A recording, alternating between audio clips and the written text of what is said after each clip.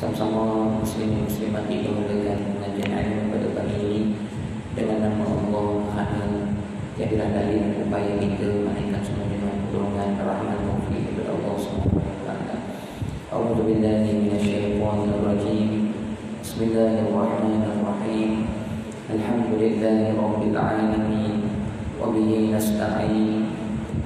Wassalatu wassalamu ala rasulil amin. أشرف الأنبياء والمرسلين وعلى آله وصحبه أجمعين. أشهد أن لا إله إلا الله وحده لا شريك له وأشهد أن سيدنا محمدا عبده ورسوله. اللهم صل على سيدنا محمد وعلى آله وصحبه وبارك وسلم. سبحانك لا علم لنا إلا ما علمتنا إنك أنت العليم الحكيم. رب اشرح لي صدري ويسر لي أمري واحلل عقدة من لساني يفقهوا قولي. ربنا زدنا علما نافعا يا الله tambahkan kepada kami ilmu yang bermanfaat kepada kehidupan kami dunia dan akhirat. Warzuqna ilman wasi'an, rezekikan kepada kami kefahaman yang luas. Allahumma ja'alna min ulama'il 'amilin, Allah jadikan kami hamba-Mu yang beramal dengan ilmu yang kami pelajari. Allahumma ja'alna minal mukhlasin, Allah jadikan kami hamba-Mu yang ikhlas dalam menuntut ilmu khanamu ya Allah.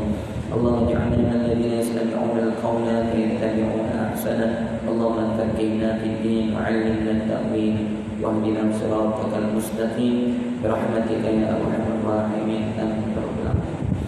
Na'udzu billahi min shururi anfusina wa min sayyiati a'malina wa la hawla wa la quwwata illa billahil aliyyil 'azim. Amma ba'd. Marilah sama-sama kita bersyukur kepada Allah Subhanahu wa taala kerana dengan Allah Subhanahu wa taala nanti kita akan bersama-sama pada pagi ini tuan-tuan. Jadi mudah-mudahan Allah Subhanahu wa taala akan memberikan kita kebaikan yang banyak dalam perkongsian kita bersama pada pagi ini, dan mudah-mudahan bertambahlah kedekatan diri kita kepada Allah, dan Allah Subhanahu wa taala semakin menjauhkan kita daripada perkara yang dimurkai ataupun perkara maksiat, supaya hidup kita ini hidup yang semakin mendapat pertolongan rahmat di sisi Allah. Hakikatnya tuan-tuan, kehidupan kita manusia pada hari ini semakin jauh daripada pertolongan Allah. Satu, tuan-tuan, jauh daripada pertolongan Allah. Yang kedua, semakin susah hidup kita dengan hujan dan bala, tuan-tuan. Macam-macam masalah berlaku setiap hari. Sama ada masalah yang berlaku kepada diri kita individu, dalam keluarga kita, dalam masyarakat kita, dalam kehidupan dunia dan sebagainya, semuanya kerana berpunca daripada kita melawan Allah Subhanahu wa taala. Kerana dosa kita dengan Allah Subhanahu wa taala. Kalau berlaku susah payah musibah hujan dalam masyarakat, itu kerana dosa dalam masyarakat sudah terlalu banyak. Tidak ada pimpinan daripada pemimpin-pemimpin ataupun teguran-teguran daripada pemimpin atasan, maka masyarakat jadi rosak, tunggulah bala hujan datang daripada Allah. Kalau masalah banyak berlaku daripada diri kita sendiri, dan susah nak dapat rezeki, penyakit datang tak habis-habis, diuji macam-macam keadaan, itu kerana dosa kita dengan Allah Subhanahu wa taala. Sebab tu tuan-tuan, kita ni orang Islam ni wajib semua kita ni jangan letakkan agama pada ustaz. Silap tuan-tuan. Sebab agama ni tanggungjawab semua, dakwah ni tanggungjawab semua, tuan-tuan. Jangan kita ni beramal untuk seorang-seorang ni. Nabi SAW mengatakan kalau sudah sampai zaman akhir zaman, Nabi kata umat aku tidak lagi menyampaikan kebenaran, tidak lagi menegur yang salah, tidak mengajar orang kepada ma'ruf. Umat aku pakai senyap belaka, umat aku pakai beramal untuk seorang-seorang saja. Dakwah ni ustaz dia yang bercakap, kami duduk diam-diam saja. Nabi kata tunggulah bala akan datang daripada Allah Subhanahu wa taala. Sebenarnya tuan-tuan, bila umat Nabi SAW ini tidak menegur perkara yang salah, tidak mengajar orang kepada kebaikan, amal ma'ruf nahi munkar, tuan-tuan, itu sendiri bala daripada Allah, bala atas umat hari ini, tuan-tuan. Orang kata kalau tak menegur tu bala tak sebenarnya, sifat tu bala daripada Allah, mementingkan diri sendiri tu bala daripada Allah Subhanahu wa taala. Nabi kata akan sampai umat aku di akhir zaman, Nabi kata mereka tidak lagi menyampaikan kebenaran dan mereka mensenyapkan diri mereka daripada keburukan. Diam, tuan-tuan. Ada perkara yang baik dalam Facebook pun tak mau di-share ni, tuan-tuan. Diam dia. Ada perkara yang baik yang boleh menyedarkan masyarakat dengan teguran-teguran yang baik. Buat tak tahu je, dia baca, dia senyap, dia seorang je. Kita ni tuan-tuan ada handphone, manfaatkan handphone. Jangan share perkara yang tidak ada faedah dunia. Kita tulis status, kita makan pergi sana, ambil gambar sana, apa faedah? Jadi ada handphone ni tolong sampaikan agama Allah. Mengenai perkara dosa, mengenai perkara maksiat, ada ulama-ulama kita yang boleh hukum yang tolong panjang-panjangkan. Ada handphone apa, kita guna handphone kita. Kalau tak ada, kita tolong agama Allah Subhanahu Wa Taala. Ni kadang-kadang yang kita ni malas kita nak guna perkara ini untuk kita manfaatkan kepada mereka Allah Subhanahu Wa Taala. Saya sebut perkara ni pada tuan-tuan mengenai dengan ujian yang berlaku pada kita pada hari ini. Ramai orang minta saya Ustaz tolong beri komen sikit tentang COVID-19 ataupun coronavirus dan sebagainya. Saya kata tuan-tuan, perkara-perkara begini bukan kebetulan. Dan kita kena faham perkara begini tidak Allah jadikan sia-sia. Rabbana ma khalaqta hadza batila. Kita kalau masuk kepada bahagian akidah, bahagian tauhid, kita menyatakan semua yang berlaku di alam ini semuanya ada hikmah, pengajaran yang perlu kita belajar daripada kehendak Allah itu. Allah tidak sama sekali menjadikan suatu perkara di alam ini ataupun mentakdirkan sesuatu untuk kita tengok saja. Allah nak kita insafi diri kita semua. Hari ini walaupun kita sudah beramal ibadah, tapi sejauh mana kualiti ibadah kita? Hari ini walaupun kita sudah melakukan ketaatan, bagaimana sunat-sunat kita berbanyak lagi yang kita tinggalkan. Hari ini kalau kita mampu meninggalkan sebahagian maksiat, banyak mana lagi maksiat lain yang kita buat. Kita ambil agama separuh, tinggal separuh. Ada maksiat yang kita rasa kita boleh tinggal, kita tinggal. Ada maksiat yang kita rasa kita tak boleh tinggal, kita buat lagi sampai hari ini. Islam tidak akan sempurna. Iman orang Islam tidak akan sempurna melainkan selama mana dia menerima agama ni 100%. Kita ada perkara yang kita boleh tinggalkan. Contohnya tak bercakap, tak mengumpat, tak cakap benda kotor. Tapi mata kita kat rumah tengok TV tak habis-habis lagi.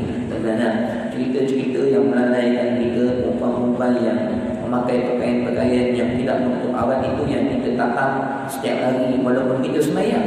Jadi maknanya pengembalian kita kepada Allah tidak sempurna. Bagaimana Allah SWT nak menurunkan rahmatnya kepada kita semua. Ketaatan yang sebahagian. Quran kadang-kadang tak baca juga. Jadi bagaimana Allah SWT nak merahmati kehidupan diri kita sendiri, masyarakat dan sebagainya. Sebab tu Allah SWT menyatakan dalam Al-Quran, Ya ayyuhalladzina amanu khulu bis-silmi kaffah. Wahai orang-orang yang beriman, hendaklah kamu masuk dalam agama Allah secara sempurna. Masuk semua. Kalau perintah Allah, semua perintah Allah kita laksanakan. Ni kadang-kadang ada setengah-setengahnya, maknanya dari segi jemaah bagus, dari segi sedekah bagus, tapi hati pula satu buruk dengan orang dan sebagainya, tak rasa lebih pada orang lain.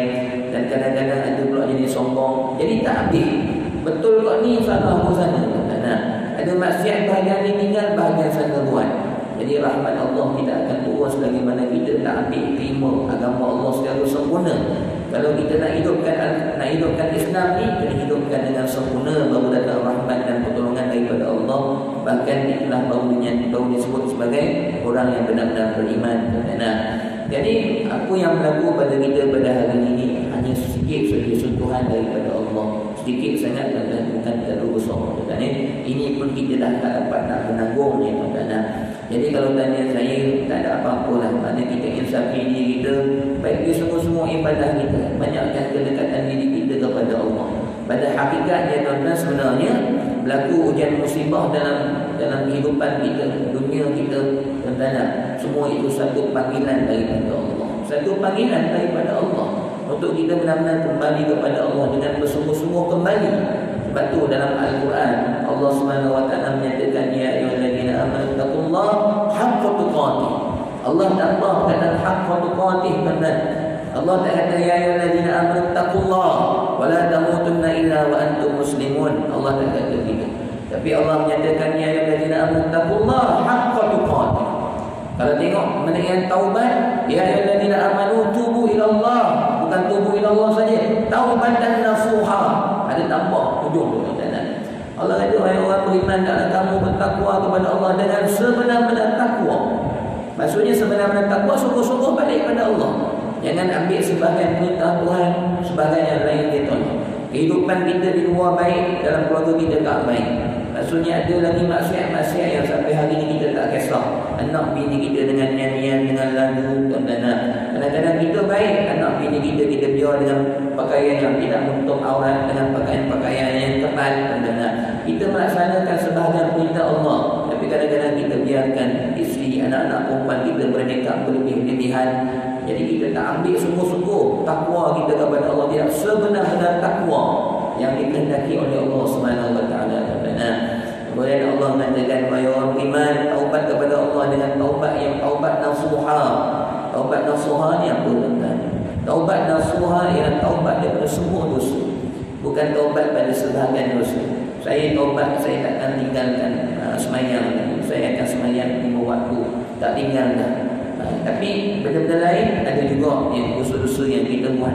Contohnya merokok ke, bakhil, kedekut dan sebagainya. Itu semua perkara dosa juga. Taubat nasuha ni semua yang Allah larang tinggal belaka. Semua yang Allah benci, Allah tak bagi kita buat, tidak tinggal belaka. Itu baru benar-benar dipanggil orang yang bertaubat dengan taubat nasuha. Kosong, bersih. Memang betul kalau kita dah bertaubat pun mungkin maksiat kita akan jatuh juga sebab kita manusia, tapi ala kuliahnya kita sudah set minda kita sudah fokus kehidupan kita, yang kehidupan kita tak ada perkara yang kita nak lawan Allah, tak ada lah. Kalau kita terlanggar tu maknanya kita terbabas, itu lain cerita, kita bukan sengaja. Tapi jangan aku taubat bahagian semayang, aku insya-Allah aku tak tinggal dah, tapi bahagian mata, bahagian TV, bahagian kita asyik dengan perkara perempuan ni cantik dan sebagainya, yang tu tak ambil. Bahagian perkara yang makruh, haram, merokok dan sebagainya tak ambil, itu tak boleh, kita tinggal semua. Jadi apa yang berlaku mengenai dengan virus-virus yang ada ni, semua untuk mengembalikan kita kepada Allah dengan bersungguh-sungguh kembali. Kalau tidak, perkara kita akan hilang. Jadi insya-Allah bila kita benar-benar kembali kepada Allah, Allah selamatkan kita semua. Allah akan tak ada jalan penyelesaian kita kepada Allah, melainkan kena cari hubungan dengan Allah. Itu yang sebetulnya tuan-tuan. Sebab tu tuan-tuan, bila kita ada masalah, kita kena faham masalah ni tak ada siapa-siapa boleh tolong. Manfaat mudarat hanya milik Allah, tidak ada pada makhluk, tuan-tuan. Tidak ada pada doktor, tidak ada pada vaksin, tak ada. Hanya ada pada Allah. Sebab tu kalau kita ada masalah, perbetulkan dulu hubungan kasih sayang Allah pada kita. Kalau kita ada masalah, sakit dan sebagainya, tuan-tuan, cari ubat, cari perkara sebab musabab, tak cari Allah, Allah tak tolong kita sampai mati tak sihat kita, tuan-tuan. Sampai hujung usia kita takkan selesai masalah kita. Tapi bila kita baik hubungan dengan Allah, Allah memberi segala-galanya. Dia yang memberi kesan, dia yang menjaga sekalian yang ada ni, tuan-tuan. Lepas tu kita tengok ceramah video daripada seorang syekh daripada negara Arab. Dia kata apa? Dia kata perkara yang terpenting dalam kehidupan manusia adalah hubungan dengan Allah. Bila betul dia dengan Allah, maka Allah akan memudahkan urusan dia. Dan hari ini yang jadi macam-macam perkara ni yang Allah tak tolong kita ni, kerana Allah Subhanahu wa taala nak beri peringatan kepada kita, dan mungkin Allah Subhanahu wa taala ada perkara yang dia tak suka kita buat pada hari ini, sebabkan Allah tahan perkara itu, katanya. Sebab semuanya adalah milik Allah. Inna lillah, semuanya kita ni semua milik Allah, alam ni milik Allah. Siapalah kita nak lawan kuasa dia untuk kita tidak bersungguh-sungguh dengan dia, untuk kita tinggalkan dia, kita nak reka dengan nafsu kita. Bila sampai Allah Subhanahu wa taala punya Allah Subhanahu wa taala punya pengajaran ni, tak ada siapa boleh tolak, kan? Ala kuliahnya kita yang bertauhidkan kepada Allah ni, tuan-tuan, ada Nabi SAW ajar kita doa-doa khas untuk kita amalkan, tuan-tuan. Kalau dekat kawasan kita ni, kalau rumah saya itu Bukit Dahlia, tuan-tuan, yang tu memang betul lah 3 orang lah kita buat itu, tuan-tuan, dekat dengan Taman Mawar, tuan-tuan. Jadi Nabi ajar kita doa untuk kita jauh kita begini, Jadi maknanya dalam keadaan kita memperbaiki hubungan dengan Allah, amalkan doa ni juga lah, tuan-tuan. Ada kata kalau kita tak sungguh-sungguh baiki hubungan dengan Allah, amalkan doa ni pun tak ada manfaat, tuan-tuan. Sebab bukan sebab kuasa doa ni, bukan sebab kuasa zikir ni. Zikir ni usul ikhtiar kita, tetap yang menolong kita Allah, tuan-tuan. Jadi makna kata kalau Allah benci pada kita, kita banyak buat perkara yang Allah murka, baca doa ni yang ada kat depan tuan-tuan 1000 kali sehari pun Allah takkan tolong. Jadi nombor satu kena betul dengan Allah. Kata tuan-tuan, saya masa belajar rawatan Islam ni tuan-tuan, yang nak merawat ni tuan-tuan, kadang-kadang perawat ni ramai, tapi setengah-setengah perawat ni tuan-tuan, maknanya bila mungkin kalau dia dekat dengan Allah, dia baca sikit-sikit je, jiwa dah sakit, meraut, nak keluar lah. Ada setengah perawat baca panjang-panjang, jiwa tak tahu dia tuan-tuan. Jadi bukan sebab bacaan, bukan sebab diri perawat tu, tapi sebab kasih sayang Allah pada orang tu. Bila dia dekat pada Allah, dia doa sikit pun Allah tolong tuan-tuan. Jadi saya nak sebut bacaan tuan-tuan itu bukan kekuatannya berada pada bacaan, tapi kekuatannya datang daripada pertolongan Allah. Kalau saya tengok Allah yang raham, apa nama tu, Dr. Harudin tuan-tuan, kalau kita pergi dekat Bangi sana, dia ada bahagian ICU, bilik ICU. Satu bilik orang boleh 3 tuan-tuan. Saya tengok depan mata saya sendiri tuan-tuan, jumpa dengan dia, ayah saya sakit pada tu, ayah kedua saya tuan-tuan. Saya tengok dia rawat, ada seorang perempuan menjerit tuan-tuan. Dia pegang kepala, dia pergi pegang dekat berpinggang, dia tarik, dia kata apa jerit-jerit dia. Keluarlah dia kata. Dia tolak gitu kan. Keluar dia tuan-tuan, senang je. 3 ayat kursi 10 kali baca, tak perlu keluar je tuan-tuan. Jadi maknanya benda ni tuan-tuan, dia bergantung kepada kuatnya rohani kita dengan Allah. Sebab tu Imam Ahmad bin Hanbal ketika mana seorang anak daripada sultan zaman tu kena eksperimen tuan-tuan. Jadi orang kata sultan dah muslim lah, sultan zaman tu kan, ni dah buat macam mana ni? Kata dia orang jumpa Imam Ahmad bin Hanbal tuan-tuan. Imam Ahmad bin Hanbal bila dipanggil untuk merawat sakit puteri raja ni, kata dia tak perlu aku datang. Dia kata ambil selipar aku, dia tak tahu cerita ni tuan-tuan. Kita ni masyhur Imam Ahmad bin Hanbal. Siapa-siapa yang hari ini dunia kita ada yang bermazhab dengan mazhab Hanbali tuan-tuan. Itu Imam Ahmad bin Hanbal, anak murid kepada Imam Syafi'i rahimahullah. Selipar dia pergi ambil wudu. Kan dia ada selipar nak ambil wudu, selipar tu lah selipar yang digunakan untuk mengambil wudu. Selipar tu dia tuan-tuan bawa masuk istana, keluar je. Tu bawa selipar je, belum orang je tuan-tuan. Kita ni orang datang pun kita tak keluar, ketawa lagi tu tengok kita kau tahu macam kita tuan-tuan. Sebab apa? Sebab kita hubungan dengan Allah ni kita takut tuan-tuan. Ceritanya Imam Ahmad ni bila dia meninggal dunia, ada orang kena eksperimen, bawa selipar dia, jin tu tak keluar lah. Dia kata aku tak takut, Imam Ahmad dah meninggal dunia, aku tahu kata jin tuan-tuan. Jadi maknanya adalah doa yang kita ada, Nabi ajar ni tuan-tuan. Kalau hubungan dengan Allah tak baik, bacalah banyak kali tak guna. Kita belajar ayat ruqyah, belajar perubatan Islam, baca ayat ni orangnya akan jadi begini. Tapi kalau tuan-tuan ada ilmu-ilmu yang kita baca menjadi walaupun dia jauh daripada Allah, yang tu bukannya pertolongan Allah, tu syaitan, tu jin. Kalau orang yang tuan-tuan pergi merawat pakai rantai, pakai apa, baca ayat Quran, tiba-tiba sembuh, dia bukan dengan pertolongan Allah, tu jadi jin tuan-tuan. Kalau betul-betul pertolongan Allah, Allah takkan tolong hamba-hamba yang pada rantai dalam nama tak ada tuan-tuan. Syariat mesti betul-betul nombor 1 tuan-tuan. Jadi dia kembali pada Allah tuan-tuan. Jadi kita ni sambil-sambil kita bagi hubungan kita dengan Allah ni, kita amalkan doa. Saya baru nak sebut dengan tuan-tuan doa, tapi dia memang ada tuan-tuan tu. Jadi tahniah syabas kepada AK Masjid Madrasah Alam ni, ada seperti macam ni bagus tuan-tuan.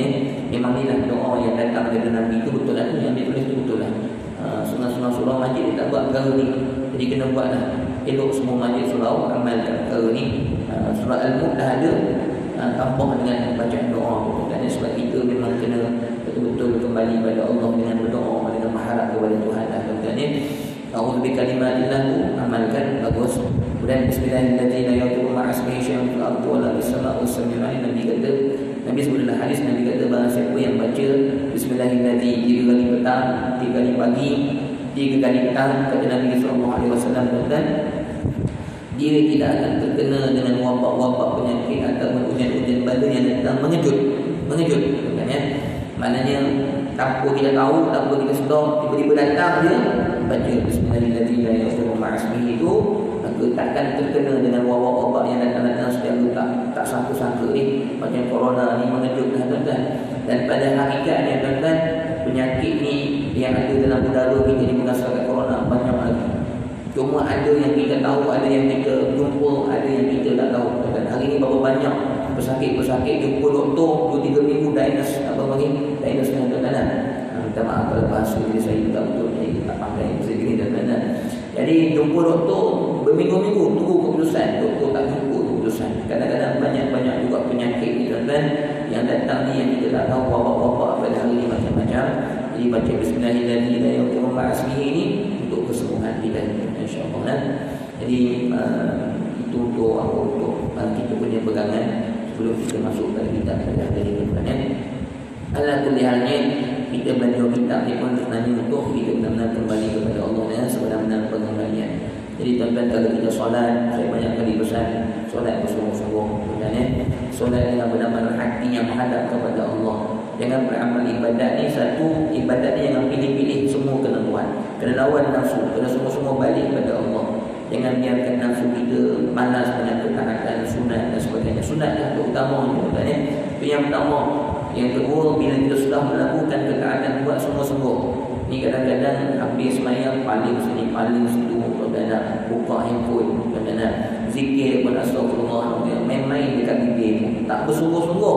Kalau subhanallah subhanallah lembik dia nak tidur je tuan-tuan. Jadi macam mana nak ada keberkatan zikir tu? Kalau baca Quran tapi hati main layang ke mana-mana tuan-tuan.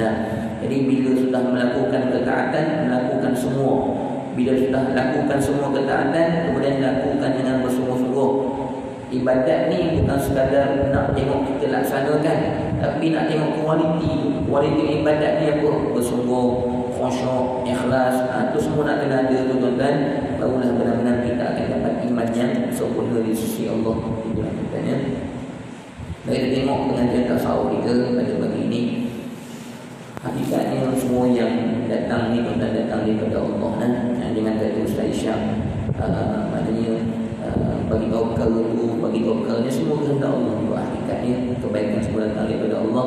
Jadi yang baik, teguran-teguran, ingatan-ingatan tu semua ingatan daripada Allah untuk kita semua. Cuma saya ini sebagai wasilah perantara saja untuk menyampaikan daripada Allah tu tuan-tuan. Jadi termasuklah diri saya sendiri mengambil peringatan yang datang daripada Allah tuan-tuan. Jadi tengok pengajian kita ni menyambung mengenai perkara yang boleh menjatuhkan kepada dosa dalam kehidupan kita yang kita kena hindar tuan-tuan. Jadi ini adalah mengenai dengan lidah, bab lidah. Dan ketahui olehmu nanti dosa-dosa yang dilakukan oleh lidah. Sebelum ni kita dah tengok mengenai dengan mengumpat dah selesai. Dan ketahui olehmu ni dia nak ajar pada kita macam mana cara nak jaga lidah tuan-tuan. Jadi lidah ni tuan-tuan pastikan sentiasa berzikir, ingat kepada Allah. Kalau sudah berzikir betul-betul. Dan lidah ni syukurnya begitulah. Jadi jangan subhanallah dengan tuan-tuan itu memain-mainkan nama Allah Subhanahu wa taala.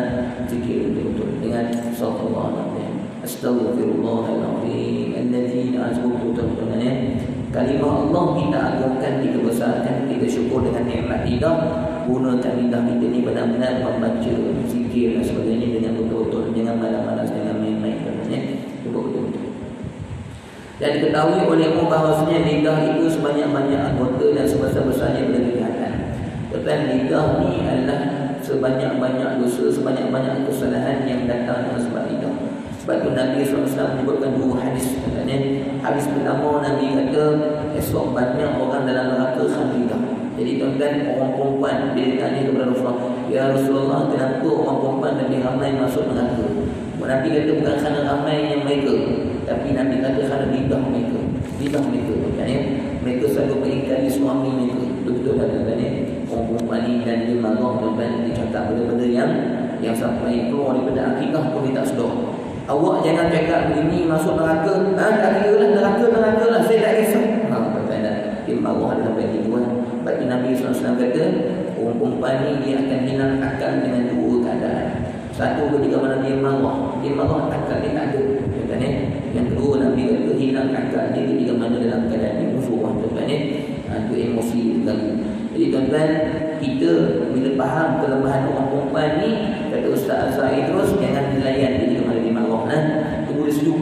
Kalau kita layan dia, nanti menambah-nambah dosa ni tuan-tuan. Sebab kita akal dia tak ada. Kalau kita layan dari tuan, takut kita pun jadi macam dia juga. Hilang akal jawab kita tuan. Lama-lama bergaduh, biar. Kalau kita tak tahan, keluar. Di antara peristiwa Isra wal Mi'raj ni, antara pengajaran ni tuan, Nabi diuji dengan ujian yang besar tuan, pada tahun tersebut, macam-macam ujian. Allah bawa Nabi keluar bersia-sia tuan.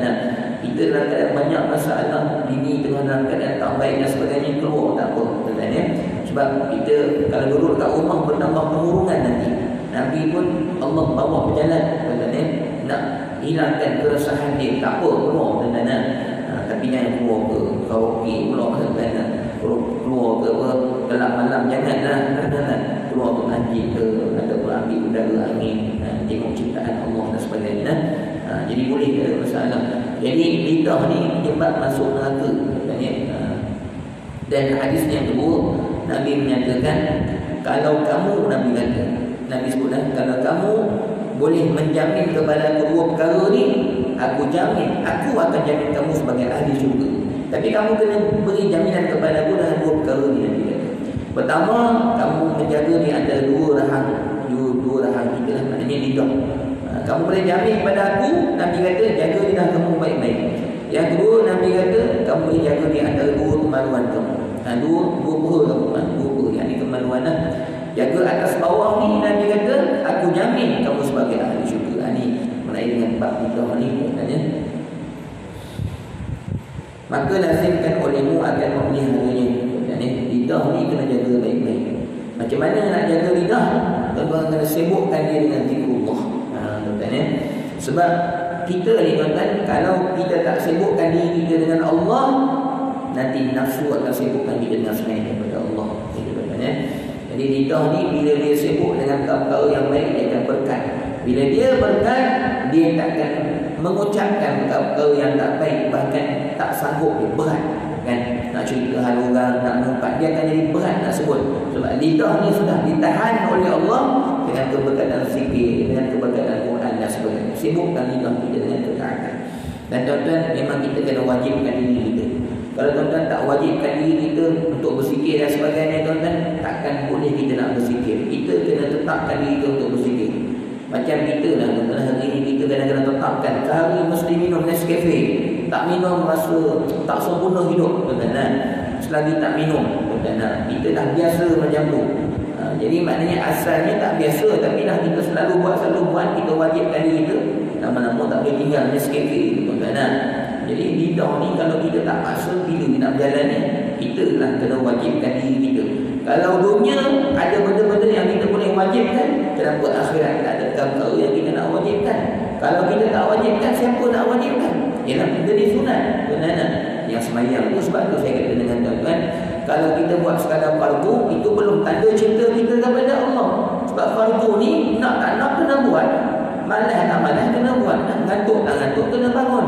Tapi dan perkara sunat ni Allah tak paksa kita buat, tapi kita nak buat ke tinggal ke tak ada apa-apa, tapi dan kita buat itulah tanda sungguh-sungguh kita nak pada Allah.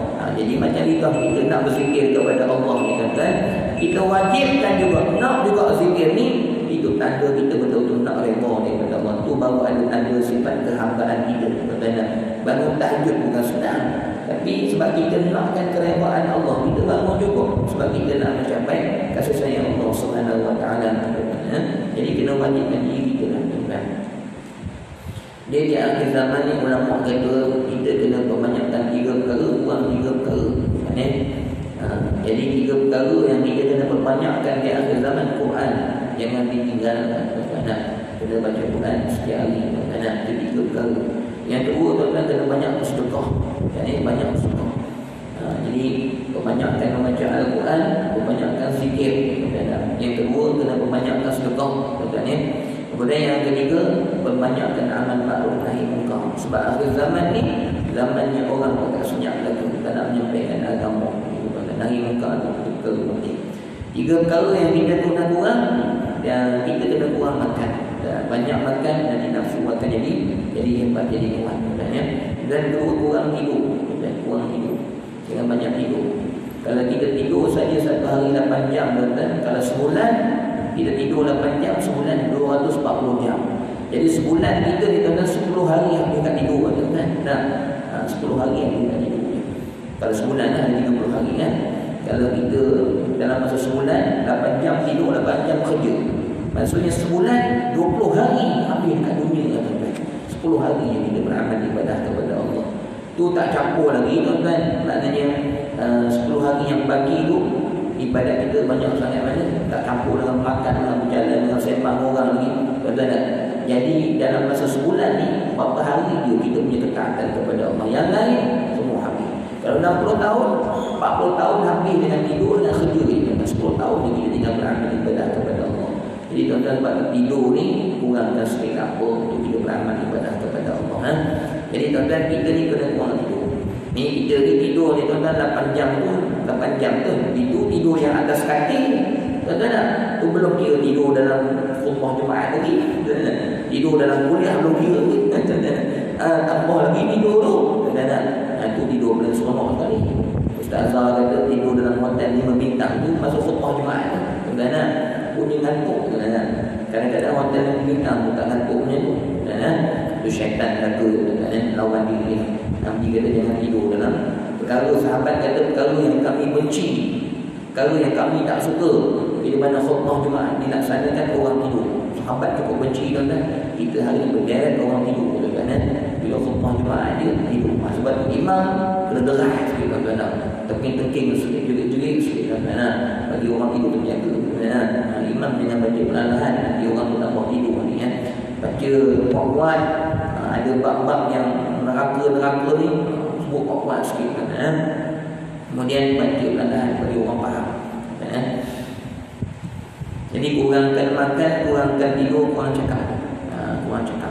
Itu 3 perkara yang kita kena kurangkan di akhir zaman ini, terutama ni lebih lagi. Maka lazimkan olehmu akan memeliharanya, memelihara lidah tadi. Dan tiada menolak akan dikau atas mengasingkan diri. Jadi tuan-tuan, nak jaga lidah ni, antara yang disebutkan oleh ulama ialah 74 hari ni, Isyak 74. Jadi ulama kata antara nak jaga lidah ni, tuan-tuan, cara jalan dia asingkan diri daripada manusia. Betul tuan-tuan ya. Kita kalau banyak berhubung ataupun selalu berjumpa dengan manusia, kita banyak sembang. Bila banyak sembang, kita akan kurang sikit dan kita akan sebut perkara yang tak berfaedah. Kalau tuan-tuan nak cari kawan pun, cari kawan-kawan yang ingat pada tanah akhirat. Kalau ada kawan-kawan jumpa kita, kau rumah biji lah.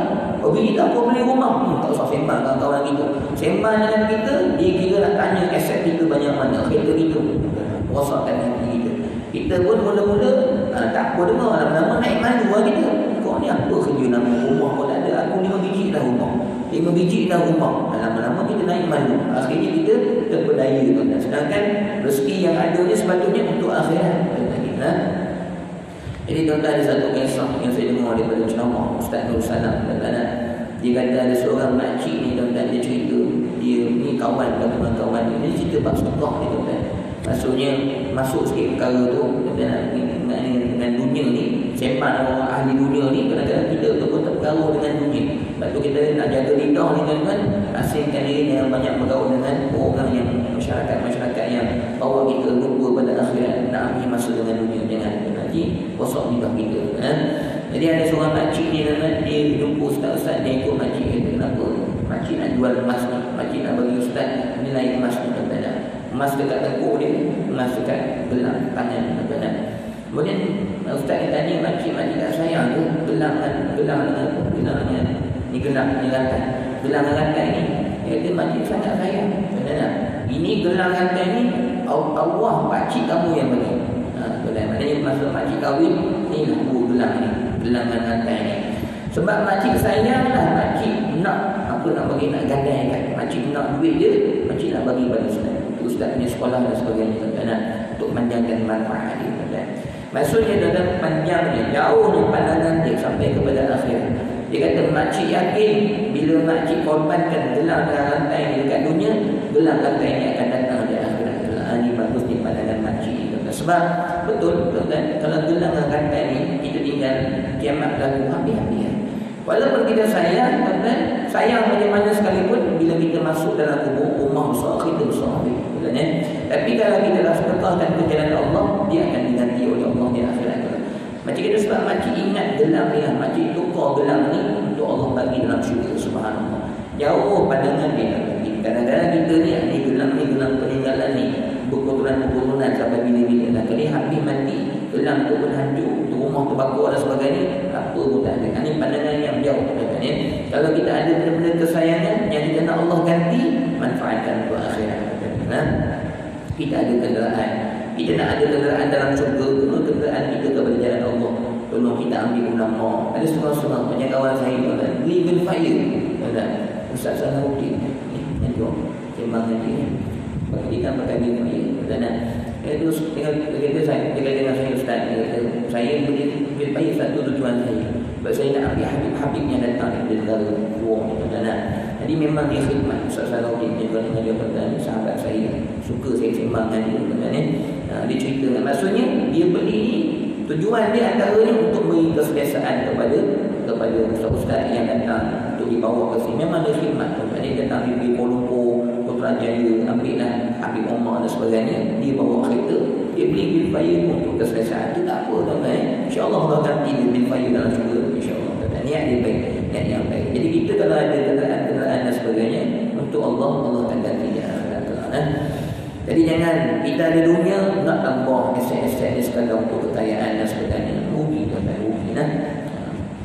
Jadi menghasilkan diri daripada manusia supaya mulut kita ni tak banyak bercakap perkara yang lalai, perkara yang tidak ada manfaat pahala, tak ada dosa, apa yang boleh mendatangkan dosa dan sebagainya. Menghasilkan diri daripada manusia. Jadi panggil uzlah. Jadi dalam pengajian tasawuf ni memang dia ada uzlah, dipanggil suluk. Cuma orang zaman dahulu tuan-tuan, dia bersuluk ni dia masuk dalam gua, tuan-tuan, dia bertakwa dalam tu, dia berzikir dan sebagainya. Tapi kita di akhir zaman ni susah nak buat perkara itu. Kata Syekh Abdullah, suluk hati, uzlah hati. Maknanya jangan gaul orang sangat. Kita kalau berada dekat pejabat dan sebagainya, bukan tak boleh bergaul boleh. Duduk dengan orang boleh, tapi tengok orang sembang pasal apa. Kalau dia sembang hal dunia dan sebagainya, kita duduk dengan kita bawa dia ingat akhirat. Itu tak betul. Tak pun kata Syekh Abdullah guru kita, kalau kita tak mampu sangat pun nak bawa orang kepada akhirat, kita duduk diam dengan menyampuk. Zikir, kata Syekh Abdullah, zikir, tangan jalan. Sebab itu yang dilakukan oleh guru kita Syekh Abdullah, dia sebut itu. Kalau kita rasa tak boleh nak duduk, dengar serabut, nak zikir pun tak boleh, asingkan duduk tempat lain. Bukanlah kita kata kita sombong, tetapi kita nak jaga agama kita. Tapi kalau ada sahabat-sahabat kita yang cerita perkara yang baik, tak ada masalah. Kita orang beriman ni, kalau orang yang ingat pada akhirat, memang Allah sendiri akan asingkan. Memang Allah akan asingkan. Memang perkara tu kita boleh perhati. Macam kita orang agama ni, memang kalau kita dekat pejabat, tempat kerja dan sebagainya, memang orang yang wah-wah ni tak boleh datang pada kita. Dia tak mampu datang pun. Kalau dia datang pun dia rasa segan dengan kita. Itu Allah jaga. Allah akan jaga. Orang yang maksudnya sembang memblok tahu kokah-kokah ni, dia malu datang kepada kita. Allah pelihara kita sebenarnya. Tapi kita jangan sombong dengan mereka. Jangan kita tak tahu dia orang. Jangan. Nabi tak ajar begitu. Jangan kita rasa aku ni hebat, aku ni lebih. Jangan.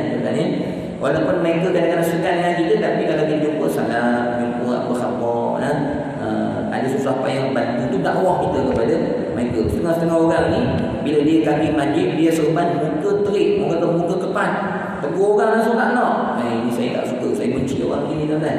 Sebab sepatutnya orang yang dekat kepada Allah ni, mereka lah orang yang paling terpuji akhlaknya, sentiasa meraihkan masyarakat, senyum pada orang dan sebagainya. Ini mentang-mentang kau dapatkan serban, kau mampu datang kat seluruh masjid pukul 5 pagi, tahajud dan sebagainya, kau ketat pada orang yang tidak baik dan sebagainya. Jadi orang semakin jauh pada agama.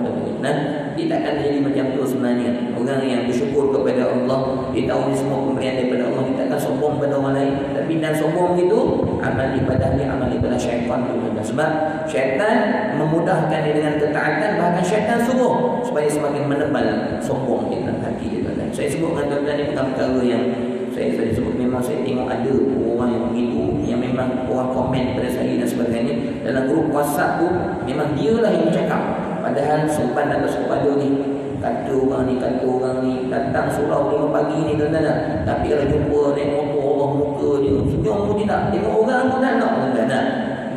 Tegur orang cukup jaga. Dia realiti yang saya tengok tuan-tuan. Tapi dalam WhatsApp kata orang ni apa macam binatang, kata orang ni macam-macam tuan-tuan. Bahasa cukup kasar, tapi ibadah dengan Allah kita tengok cantik tuan-tuan. Maknanya baguslah dari segi pemakaian dan sebagainya, tapi sombong gitu. Itu bukan jalan yang betul. Itu maknanya tertipu daya itu sebenarnya. Rugi itu, rugi.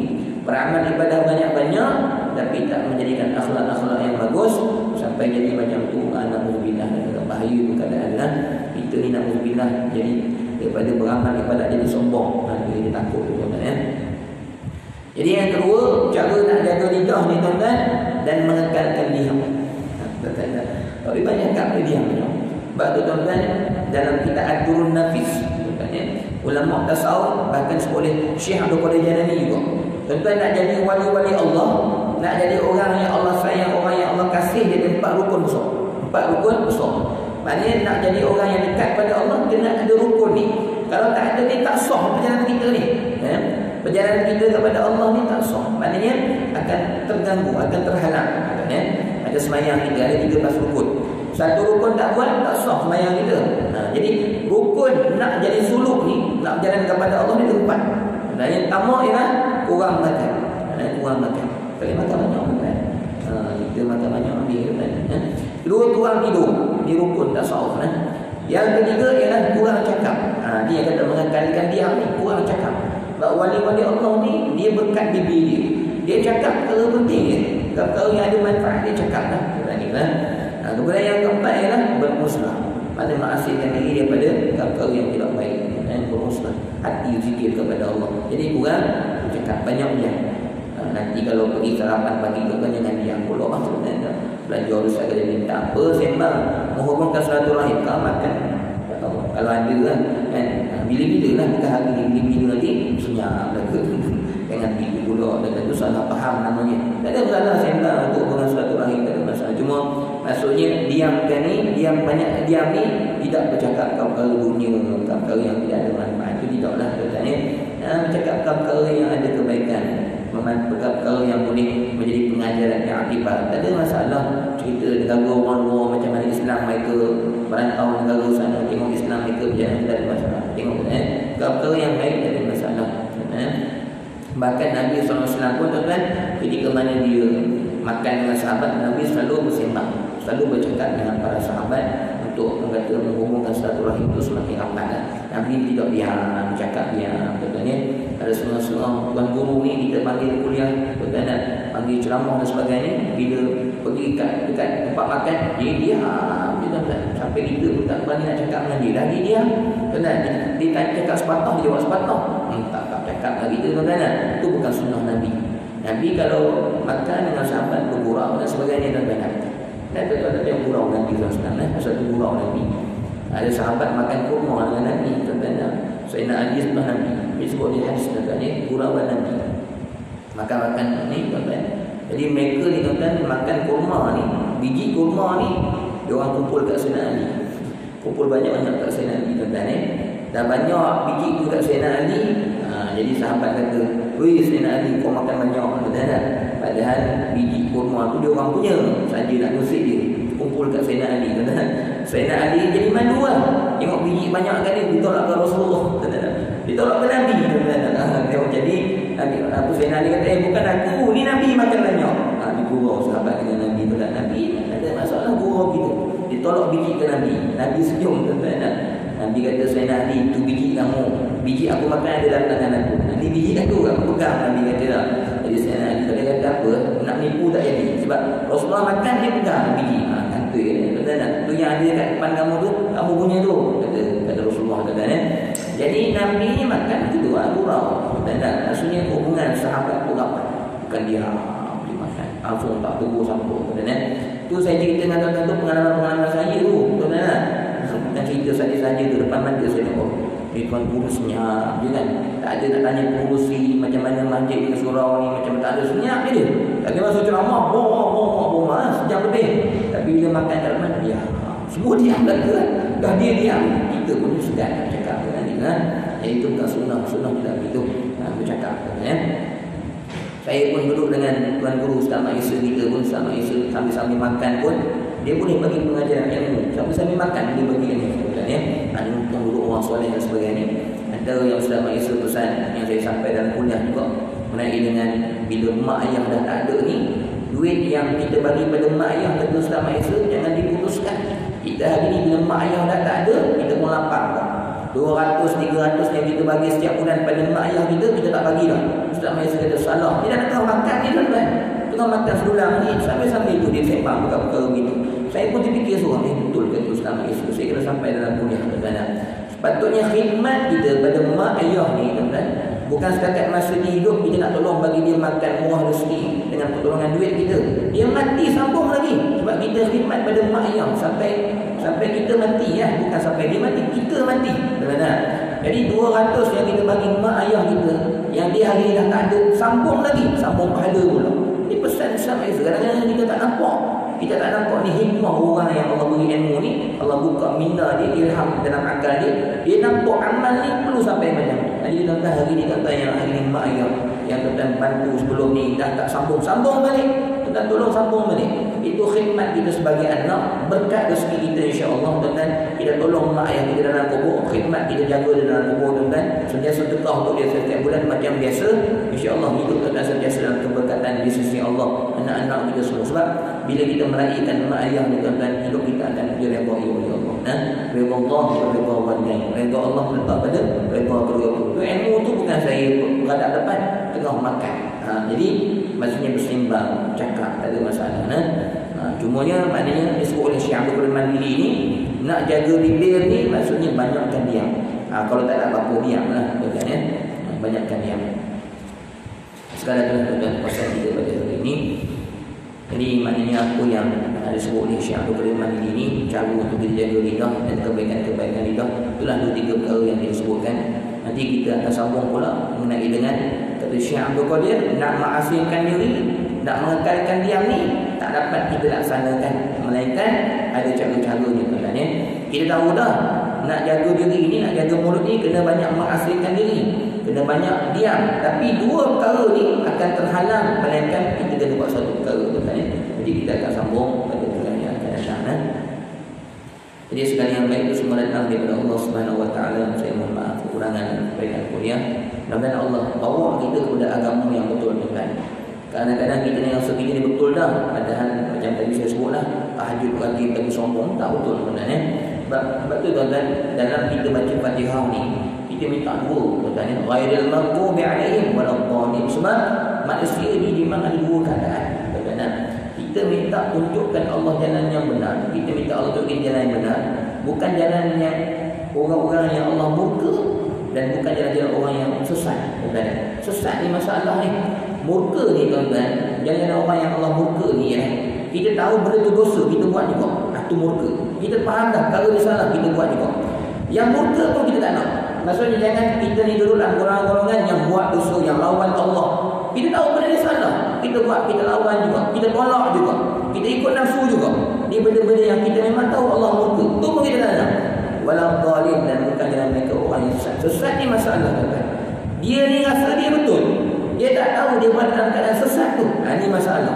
Tegur berkali-kali pun dia tak akan terima sebab dia rasa dia betul. Orang yang ikut lepat lepat Arifin tu kan, payah nak betul tu. Nak betulkan lepat tak boleh sebab dia rasa dia betul, dia tak suka dia sesat.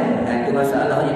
Macam saya sebutkan dalam tadi tu, yang bertahajudnya apa tu, dia rasa dia benci pada orang di masa betul-betul, padahal itu bukan sunnah Nabi sallallahu alaihi wasallam. Macam tuan guru tadi pun tuan-tuan, mungkin dia rasa dia betul. Jadi maksud tak sedar kesesatan tu masalah. Kita rasa kita punya kita ni baiklah, bagus dan tak ada masalah dan sebagainya, sedangkan kita banyak kesesatan yang salah faham kita, yang kita tak sedar kebenaran yang sebenarnya Allah tahan tuan-tuan. Sebab tu dalam Al-Quran ni Allah kata, bila Allah sesatkan seseorang, takkan ada jalan keluar daripada kesesatan. Sebab sesat ni dia tak jumpa jalan tuan-tuan, melainkan Allah kena bagi hidayah. Kalau murka dia apa tegur ini benda ni Allah tak bagi. Betul Allah tak bagi, tapi aku ni kalah dengan nafsu tak apa. Tapi sesat ni tegur pun dia rasa dia betul juga.